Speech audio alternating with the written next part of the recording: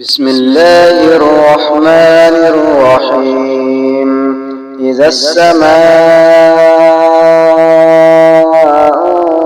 انشقت وأذنت لربها وحقت وإذا الأرض مدت وألقت ما فيها وتخلت وأذنت لربها وحقت.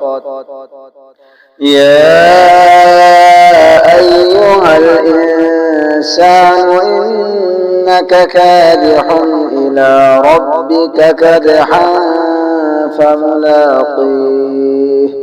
فأما من أوتي كتابه بيمينه فسوف يحاسب حسابا يسيرا وينقلب إلى أهله مسرورا. وأما من أوتي كتابه وراء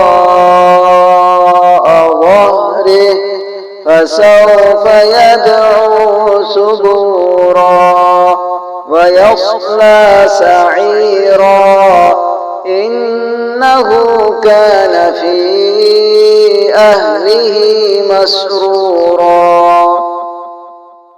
إنه ظن أن لن يحور بلى إن ربه كان به بصيرا.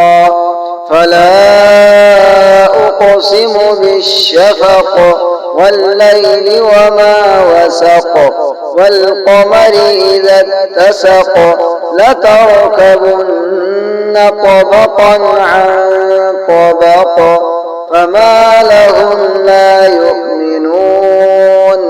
وإذا قرئ عليهم القرآن لا يسجدون بل الذين كفروا يكذبون والله أعلم بما يوعون.